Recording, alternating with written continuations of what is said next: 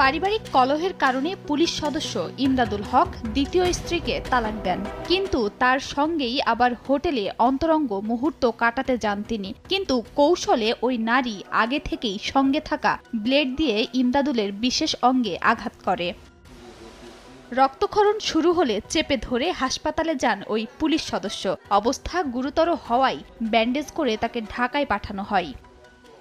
ইমদাদুল হকের স্ত্রী আফরিন সুলতানা মিম বিষয়টি নিশ্চিত করেছেন, তবে এ বিষয়ে তিনি কোনো কথা বলতে রাজি হননি। ঘটনাটি যশোরের জেলা সদর হাসপাতালের আরএমও ডাক্তার আব্দুস সামাদ জানান, ইমদাদুল হকের বিশেষাঙ্গের বেশিরভাগই কেটে গেছে, সেলাই করা হয়েছে, তবে অঙ্গটি ব্যাপকভাবে ক্ষতিগ্রস্ত হয়েছে।